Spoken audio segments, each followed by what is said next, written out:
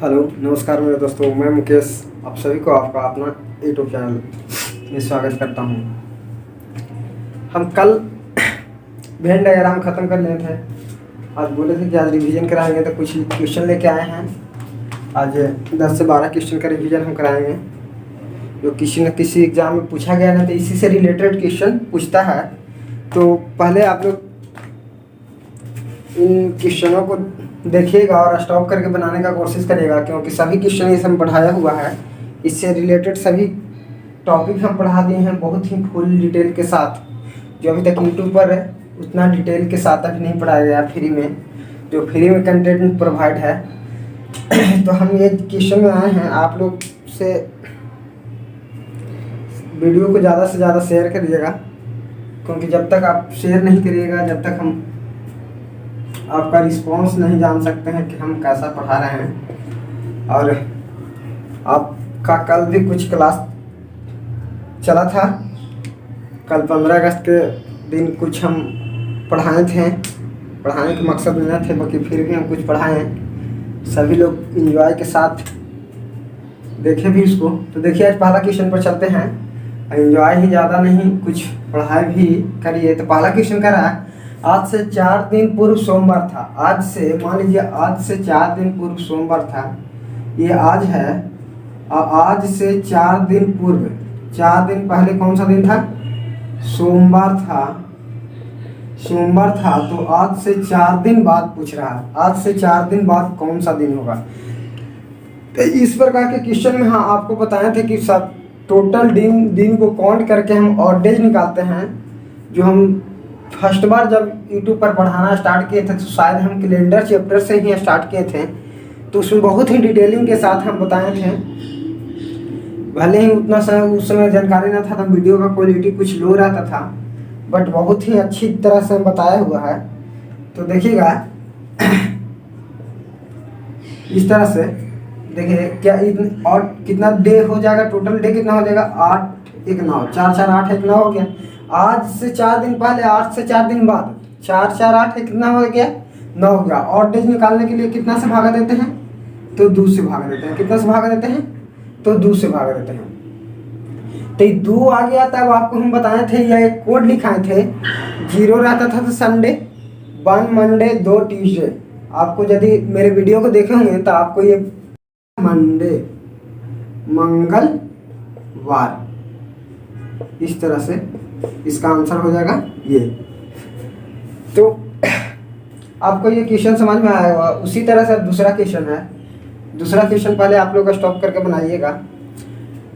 तो दूसरा क्वेश्चन देखिएगा, आप उम्मीद होगा कि आप लोग स्टॉप करके बनाए होंगे। क्या कह रहा है? 1 जनवरी 2000 को कौन सा दिन था? 1 जनवरी 2000 को कौन सा दिन था? तो 1 जनवरी 2000 को, तो आपको हम उस समय भी कंसेप्ट बताए थे कि 1 जनवरी 2000 तक जब 1 जनवरी की बात हो रहा है, तो 2000 पूरा मेरा कंटेंट पूरा हो रहा है। 1 जनवरी का बात होगा तो 1 जनवरी के 2000 तो मेरा कंटेंट भी पूरा नहीं हुआ, बाकी 1999 मेरा पूरा फाइनल एग्जाम पूरा हो चुका होगा। तभी तो 1 जनवरी आया। जैसे हम 2020 मनाएं, 2020 पूरा हुआ तब ना 2021 आया। तो यदि 2021 का कोई डेट पूछ देता, जैसे ही कल पिछले वीडियो में आप लोग देखे होंगे, हम रिवीजन करवाए थे, तो उसमें भी एक कैलेंडर के क्वेश्चन डाले होते हैं। तो आप देखोगे, जब हम 15 अगस्त 2021 की बात कर रहे थे, तो 2021 ना लेके 2020 लेते थे, क्योंकि 2000 जिस ईयर का बात करता है वह फुल्ली ईयर पूरा नहीं हुआ रहता है। तो उसके बारे में हम चर्चा नहीं करके उसके पिछले ईयर के बारे में चर्चा करते हैं, और जितना दिन आगे दिया हुआ रहता है उसका मॉडलेज फाइंड आउट करते हैं। तो उसी तरह से इस क्वेश्चन पर भी हम चलेंगे। तो क्या कह रहा है? 1 जनवरी 2000 को कौन सा दिन था? तो देख लीजिए यहाँ से, 1 जनवरी में तो ऑड डेज सिंपल है, 1 हो गया। अभी कितना पूरा हुआ होगा फाइनल ईयर, ये कितना पूरा हुआ होगा? देखिएगा आप लोग, थोड़ा सा इसको बना के देखिए। स्केच हम खोलते हैं।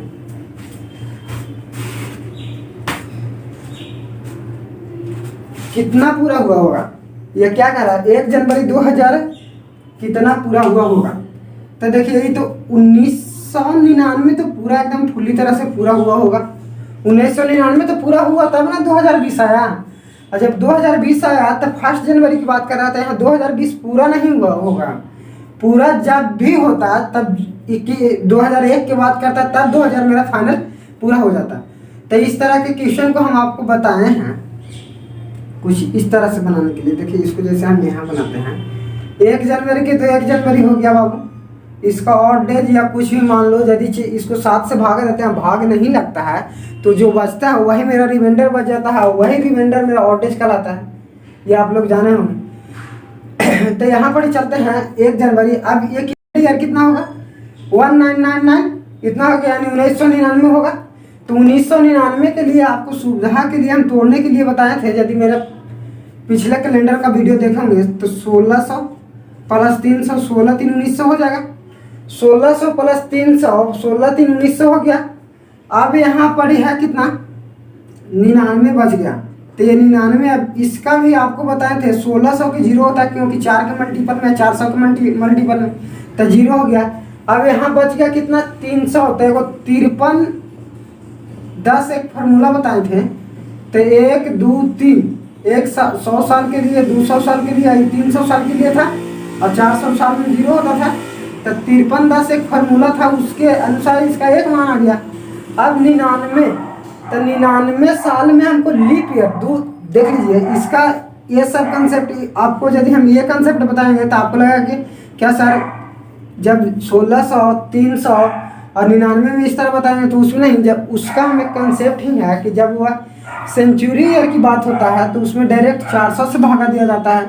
और इसका ही आगे हम एक ट्रिक बता दिए हैं कि यदि 53 10 इसका कोडवर्ड है। 100 साल का पूछे तो 100 साल में और डेज होता है 5, 200 साल का पूछे तो इसका और डेज होता है 3, 300 साल का पूछे तो इसका और डेज होता है 1 और 400 साल का पूछे तो 400 साल एक होता है जो सेंचुरी ईयर होता है, इसका और डेज होता है 0। तो और डेज 0 होता है। यदि आप बीच में स्टॉप करके ना वीडियो जाइएगा तो इसका हम ये 3 का मेरा तो कंप्लीट हो गया, जनवरी 1600 और 300। अब मेरा यहाँ बात रह गया 1900 साल 1999 साल की, सॉरी। तो 99 साल 2 चीज़ हम सब सोच सकते हैं कि हर 4 साल के अंतराल पर एक लीप ईयर आता है। हम पढ़े हैं जब 1 2 NC UKG LKG सब में पढ़ते थे तब मैथ की किताब में भी पढ़े के लिए देता था कि हर 4 साल पर एक लीप ईयर आता है। तो लीप ईयर और नॉर्मल ईयर का ऑर्डेज में डिफरेंस आ जाता है। क्या लीप ईयर और नॉर्मल ईयर में ऑर्डेज का डिफरेंस आ जाता है। तो इसी कारण इसका हम लीप ईयर और नॉर्मल ईयर दोनों फाइंड आउट कर लेंगे। तो यदि 99 साल है तो इसमें हम लीप ईयर कैसे फाइंड आउट कर सकते हैं। तो इसका लीप ईयर हो जाएगा 99 साल में 4 से कितना से भागा देंगे जी, 4 से हम भागा देंगे। 4 से 4 दुना के 8 1 9 4 चौके 16 3 इतना बचा। यानी और जो पूरा कटा हुआ है ना मेरा और उतना और लीप ईयर बढ़ेगा।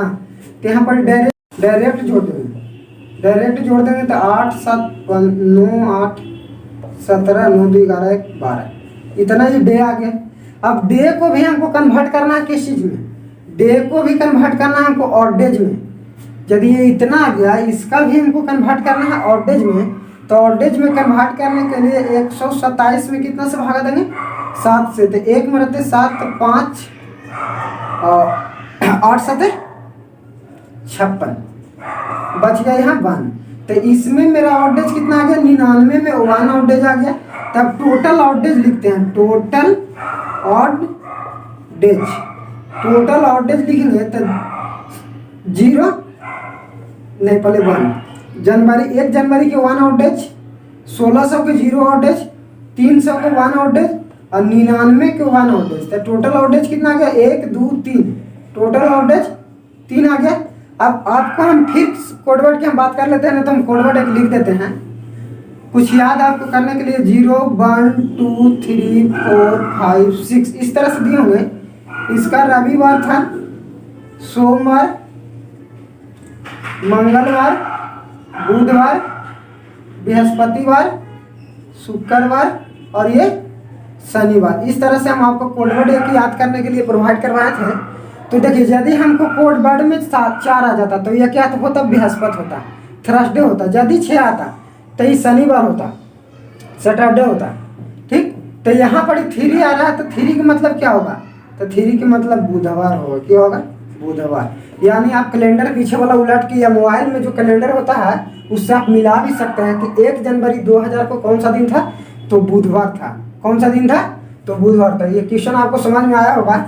आपको यदि जिनको नहीं समझ में आता है वो मेरे वीडियो को जाकर के प्ले लिस्ट में से देखें, आपको एकदम जरूरी ही समझ में आएगा। तो इसका आंसर क्या हो जाएगा, बुधवार हो जाएगा, बुधवार हो जाएगा। तो अगला क्वेश्चन पर आते हैं, टाइम ना बिताते हुए। अगला क्वेश्चन क्या कह रहा है, कथन निष्कर्षण। तो भाई इतना एकदम फेवरेट, इतना एकदम मस्त तरीका से हम डिजिट पर और अल्फाबेट दोनों पर समझाए हैं कि मत कहिए। यदि आप एक बार उसको जाकर के वीडियो को देख लेते हैं तो फिर आपको ये वादा करता है कि कथन निष्कर्षण आपको कभी गलत नहीं होगा। इनक्वालिटी के क्वेश्चन आपसे कभी गलते नहीं होगा। तो देखते हैं, ये पहला क्वेश्चन है इनक्वालिटी का। एक क्वेश्चन यहाँ भी डाल दिए हैं, देख लीजिए क्या कह रहा है। ए से एफ हमको जानना है, का चिन्ह दिया हुआ इसको भी हम देखते हैं। इसमें भी ए से एफ देख लीजिए, इसको भी ए से एफ देखिए, तो ये तो एफ मिल गया, यहाँ भी ए से एफ मिल रहा है।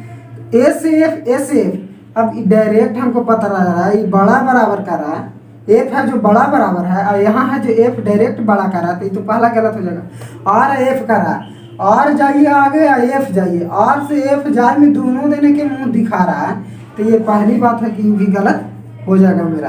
तो ये दोनों बात गलत है, तो ये दोनों बोथ आर रॉन्ग हो जाएगा। इसका आंसर क्या रहेगा, both are wrong. Both are क्या हो जाएगा, रॉन्ग हो जाएगा। तो बहुत इजी था कथन इनक्वालिटी का क्वेश्चन। अगला एक है ब्लड रिलेशन का क्वेश्चन। चौथा क्वेश्चन है जो ब्लड रिलेशन का है।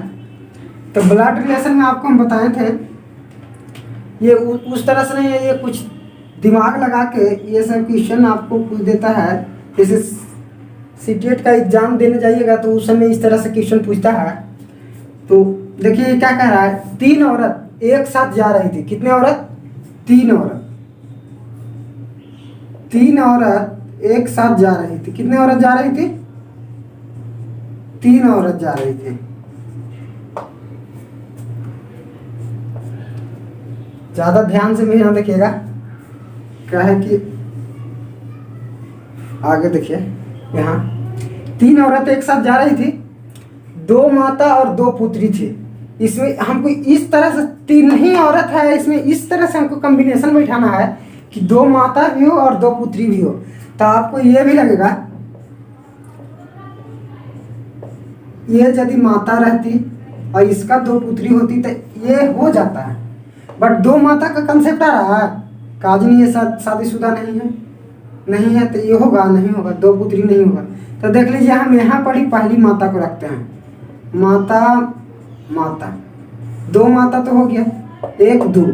अब यदि हम ये माता है तो ये तो इसकी पुत्री होगी, इसकी पुत्री होगी, और इसकी भी कोई पुत्री एगो होगी, तो ये यहाँ से पुत्री हो गई। तो यदि इसका पुत्री का पूछ दे तो ये, इसका पुत्री पूछ दे ये, इसकी माता पूछ दे, इसकी माता तो कोई नहीं होगी, और इसकी माता पूछ दे तो ये, और इसकी माता पूछ दे तो ये, इस तरह से इसकी माता तो ये, इसकी माता तो ये। तो इस तरह से हमको कॉम्बिनेशन बैठाना। अब इसमें ये क्वेश्चन अब पूछ रहा है कि 3 को ही आप किस तरह से कॉम्बिनेशन बैठाइएगा। इसमें पूछ रहा है कि सबसे बड़ी वाली जो है सबसे छोटी वाली से किस प्रकार से रिलेटेड है, किस प्रकार से संबंधित है। तो देखिए, सबसे बड़ी वाली तो ये है माता, इसकी माता है, यानी मेरी माता, मेरी, यहाँ से देख लीजिए, यहाँ से ये इसका पुत्री, और ये है जो इसका पुत्री, ये माता है सेकंड वाली को, और सेकंड वाली माता है थर्ड वाली को। तो आपको हम बताए थे कि जब एक स्वयं सेल्फ रिलेशन से 2 ऊपर आगे बढ़ेगा तो वो तो कंसेप्ट हो जाएगा दादा दादी के या नाना नानी के। तो यहाँ खुद का से रिलेशन है, और खुद के रिलेशन में भाई बहन से ऊपर जा रहा है, तो यहाँ क्या हो जाएगा, नानी हो जाएगी। क्या हो जाएगी, नानी। बड़ी वाली क्या छोटी वाली को लगेगी, नानी लगेगी। तो ये वीडियो आपको समझ में आया होगा। आगे क्वेश्चन हम लिखते हैं।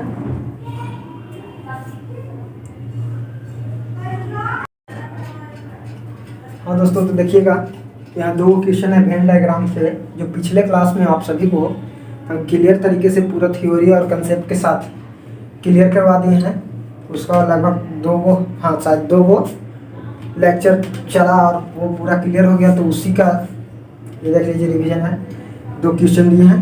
देखिए पहला करा चंद्रमा, मंगल और ग्रह। इसका आपको फिर इस तरह से दिया रहेगा, फिर डायग्राम बना देगा 4 गो, उसी में आपको टिक करना रहेगा कि इसको आप में किस तरह से आपको रिलेशन लग रहा है। जो यहाँ पर जिस तरह से रिलेशन लगता है उसी को यहाँ प्रस्तुत करके आपको उस डायग्राम के रूप में बनाना रहता है, या उस डायग्राम से आपको इस रिलेशन में संबंध बताना रहता है। तो देख लीजिए चंद्रमा, मंगल और ग्रह। तो देखिए ये ग्रह, ये मंगल भी एक तरह के क्या है, मंगल भी ग्रह है। बाकी चंद्रमा है जो एक उपग्रह है, क्या है, उपग्रह है। तो इसका कनेक्शन ये दोनों से कभी नहीं है। इसका कनेक्शन इस दोनों से, ये दोनों का कनेक्शन इससे कभी नहीं है। तो ये तो एक में आ जाएगा। ये क्या आ जाएगा, ये मंगल है और मंगल ये पूरा ग्रह के अंदर आता है, तो ये ग्रह हो गया। बट ये जो चंद्रमा है जो कभी इस सन के साथ नहीं आएगा, तो ये चंद्रमा अलग हो गया। इसका इस तरह से बनेगा। और एक बात कि इंटरटेनमेंट के साथ पढ़ाई भी करिए। ये नहीं है कि हम घर से बाहर निकल के पढ़ने आ गए हैं और इंटरटेनमेंट में ही लगा रहे हैं। कुछ भी करिए कि पढ़ाई जरूर करिए, क्योंकि जब तक पढ़ाई नहीं, नौकरी नहीं, आप समझ रहे होंगे, तब तक और कुछ नहीं। तो इसलिए पढ़िए, ज़्यादा डिंग डांग के चक्कर में रहिएगा तो कुछ होगा नहीं। और फिर अंततः एक ऐसा समय आएगा कि घूर के घर जाना पड़ेगा। तो अगला क्वेश्चन क्या करा, आपको इस तरह से एक डायग्राम दिया हुआ रहेगा और क्वेश्चन पूछ दिया ऐसे ऑप्शन है, एकदम सेम फॉर्मेट इस तरह से आपको एग्जाम में पूछता है। तो ये डायग्राम है, क्या करा, वैसा व्यक्ति को निरूपित करिए जो अस्पताल निरूपित करता है जो अस्पताल के अनुभवी कर्मचारी हैं परंतु डॉक्टर नहीं है। यानी कह रहा है कि वैसा व्यक्ति के बारे में बताओ जो अस्पताल के डॉक्टर नहीं है बट अस्पताल के अनुभवी कर्मचारी है। तो देखिए ये घेरा है जो डॉक्टर का है, ये पूरा जो ये गोला है, मान लीजिए ये गोला नंबर 1 है, ये डॉक्टर का है। गोला नंबर 2 है जो अस्पताल के अनुभवी कर्मचारी का है, और 3rd है जो स्नातकोर का है, स्नातक जो किए हुए रहता है उसका है। तो देख लीजिए इसमें ये रिलेशन और ये इससे हमको आगे दिखना है कि अस्पताल में कौन कौन है, अस्पताल में कौन कौन है। तो अस्पताल के बारे में मेन रूप से अस्पताल में जो रहेगा वही अनुभवी रहेगा। और जो अस्पताल से एगो सम वाला रिलेशन बताए थे कि सम यदि इसमें कुछ जाके जाता है तो डॉक्टर और अनुभवी अस्पताल दोनों का बारे में बताएगा। तो ई वाला को छोड़ के खाली हम ये गोला वाला को लेंगे। जैसे ये मार्किंग कर रहा है तो इसका तो ना कर रहा है, ये है भी ना भी है। तो हमको ई वाला को जो डॉक्टर है उसको छोड़ के, डॉक्टर हमको छोड़ने नहीं कर रहा है कि वो डॉक्टर नहीं होना चाहिए। तो डॉक्टर के छोड़ के यदि गोला में जो भी आता है जो मेरा आंसर हो जाएगा। कह रहा है कि देख लीजिए यदि डी बी और एफ, डी बी एफ है जो ये डॉक्टर है क्योंकि अस्पताल में है। और यदि पूछ देता वैसा डॉक्टर जो अस्पताल में नहीं है बट वो डॉक्टर है तो डी हो जाता। और वैसा डॉक्टर जो अस्पताल में है बट वो डॉक्टर भी है तो बी और एफ हो जाता। ये कह रहा है क्या अस्पताल में है बट वो डॉक्टर नहीं है, अनुभवी कर्मचारी है। तो अस्पताल में है, ये अस्पताल है, ये अस्पताल में है और डॉक्टर नहीं है। तो डॉक्टर ई गोला के अंदर आता तब ना डॉक्टर आता। तो ए और सी क्या आंसर हो जाएगा, ए और सी। तो आप ये अच्छी तरह से समझे होंगे। आप वीडियो देखिए, ज़्यादा से ज़्यादा अपने दोस्तों के पास शेयर करिए। और वीडियो के लास्ट में यदि आपको ना समझ में आता है तो कमेंट करिए, कुछ त्रुटि होता है उसको कमेंट करके बताइए कि आगे हम सुधारने का मौका करें दीजिएगा, हम सुधारेंगे क्या कहें। और आगे विशेष फिर अगले क्लास में मिलेंगे। Thank you.